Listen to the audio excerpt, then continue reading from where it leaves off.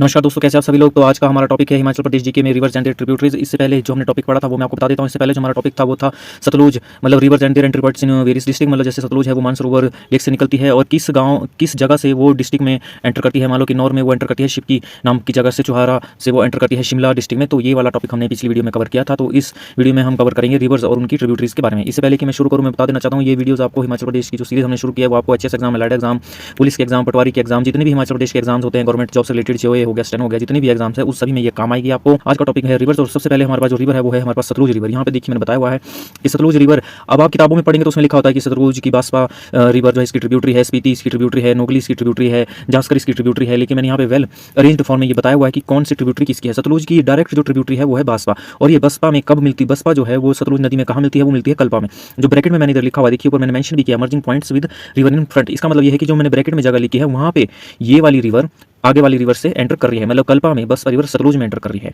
नामगिया में स्पीति रिवर सतलुज में एंटर कर रही है जो कि किन्नौर के आसपास है, और है हमारा रामपुर भूशहर में नोगली खड्ड सतलुज रिवर में मिलती है। इधर से आपके दो टॉपिक कवर हो रहे हैं, एक तो कि कौन सी ट्रिब्यूटरी है और वो कहाँ पर किस रिवर में मिलती है। और ऐसा ही क्वेश्चन एग्जाम्स में आते हैं, सतलुज में बासपा नदी कहाँ पर मिलती है, ऐसा क्वेश्चन आ जाएगा तो आपके पास आंसर है कल्पा में मिलती है।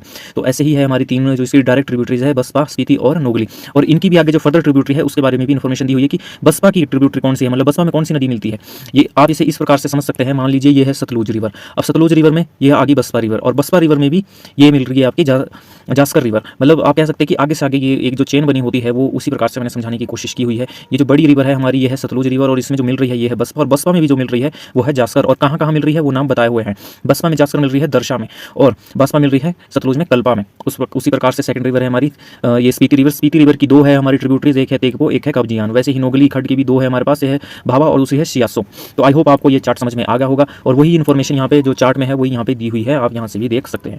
नेक्स्ट रिवर के ऊपर चलते हैं। नेक्स्ट रिवर हमारी व्यास रिवर, और व्यास रिवर में देखिए बहुत सारी ट्रिब्यूटरीज है, आप यहाँ पे आइडिया लगा सकते हैं। बनेर खड्ड है, बाणगंगा, लूनी, पार्वती। अब पार्वती नदी व्यास नदी में कहाँ मिलती है, इधर लिखा हुआ है शमशी में। फिर है सैंज रिवर, तीर्थन। तीर्थन कहाँ मिलती है पार्वती रिवर में, लारजी में, व्यास रिवर में लारजी में। फिर है उला, उला कहाँ मिलती है व्यास नदी में, ये मिलती है मंडी में। वैसे जो ब्रैकेट में लिखा है वो मतलब उसका जहाँ पे रिवर मिलती है हमारी मेन रिवर से उसका वो पॉइंट बताया हुआ है। गज रिवर कहाँ मिलती है, पोंगलेंग के आसपास। फिर है चक्की रिवर कहाँ पे, पठानकोट में। अवाहा है व्यास की ट्रिब्यूटरी। मनूनी खड्ड है, सुकेती है, पतलीकुल है, सरवरी है, और अलावा अवा है, डेहर है, सोलांग है, सुजन है, न्यूगल है, फोजल है, मलाना है, सरवरी है, कुना है, हारला है। हारला कहाँ मिलती है व्यास रिवर में, भुंतर में, और मानखड्ड है। तो आई होप आपको समझ में आ गया होगा। जो ब्रैकेट में लिखा है वो स्थान है जहाँ पे वो मेन रिवर से मिलती है।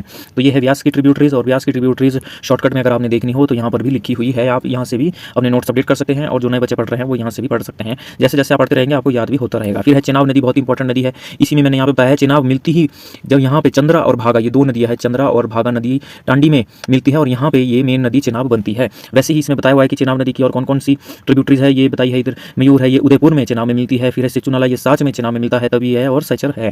तो ये है हमारी चेनाब नदी और उसकी ट्रिब्यूटरीज, और वही इन्फॉर्मेशन यहाँ पर भी दी हुई है। नेक्स्ट हम चलते हैं हमारी रावी नदी। रावी नदी भी ऐसे ही यहाँ पे मेंशन की हुई है, आप देख सकते हैं। रावी भादल और तंतगिरी नदियों के मिलने से बनती है रावी नदी। एक बादल नदी होती है, एक तंतगिरी, और जब ये मिल के बड़ी नदी जो बनती है वो है हमारी रावी, और इसकी ट्रिब्यूटरीज है छतराड़ी, और दूसरी है सिउल। सिउल नदी चोहारा या भ्रंगल में रावी में मिलती है, और सिउल की भी ट्रिब्यूटरी है हमारी बैरी, जो हिमगिरी में सिउल में मिलती है रावी नदी की। और है साल, और है टुंडा, और है बुढ़िल, और है चिरचिंड। ये इसकी सहायक नदियां हैं, ट्रिब्यूटरीज को सहायक नदियां भी कहते हैं हिंदी में। और यही जो आगे ऊपर मैंने चार्ट बनाया है वही यहाँ पे बिल्कुल मैंने ईजी वे में यहाँ पर भी बताई हुई है, सेम इन्फॉर्मेशन, ताकि आपको समझने में आसानी हो।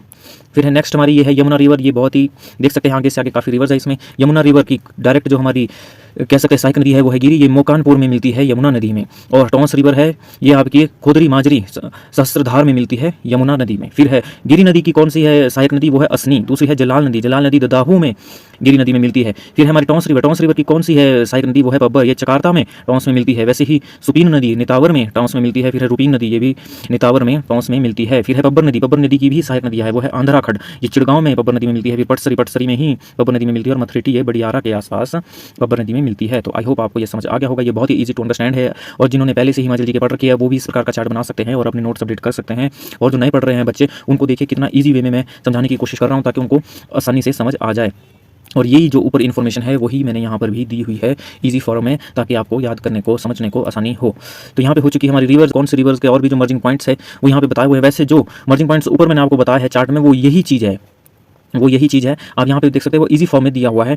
देखिए जो व्यास में मिलती है, जो रावी नदी जहाँ वो जैसे सतलुज और बसपा मैंने आपको बताई थी, कल्पा की नॉर में मिलती है, वही चीज़ यहाँ पे बिल्कुल इजी फॉर्मेट में दी हुई है। आप इसे भी मतलब देख सकते हैं, अपने नोट्स अपडेट कर सकते हैं, और जिन्होंने अभी नए बच्चे हैं वो भी इसे देख के समझ सकते हैं। वैसे ये वही चीज़ है जो मैंने आपको ऊपर चार्ट में भी बताई है।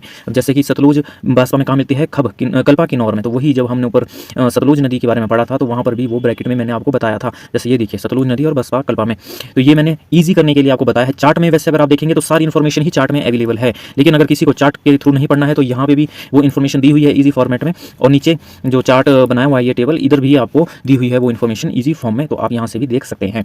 तो नेक्स्ट हमारा टॉपिक, अब नेक्स्ट यहाँ पे घाटियाँ टॉपिक है, अब इसे हम अगली वीडियो में करेंगे। घाटियाँ टॉपिक को अगली वीडियो में हम करेंगे। तो आई होप आपको इस वीडियो से बहुत कुछ सीखने को मिला होगा। जो नए बच्चे हैं उन्हें तो सीखने को मिला ही होगा, और जो पुराने हैं उनको भी नोट्स बनाने में ईजी होगी, या अपने नोट्स अपडेट करने में, या फिर वो रिवाइज भी डायरेक्ट कर सकते हैं इन वीडियोस को देख के। तो आई होप वीडियो आपको अच्छी लगी हो तो लाइक जरूर कीजिएगा, चैनल को सब्सक्राइब कर लीजिएगा, और वीडियोस को पात्र उम्मीदवारों के साथ शेयर कीजिएगा। वीडियो देखने के लिए बहुत बहुत धन्यवाद। Thank you.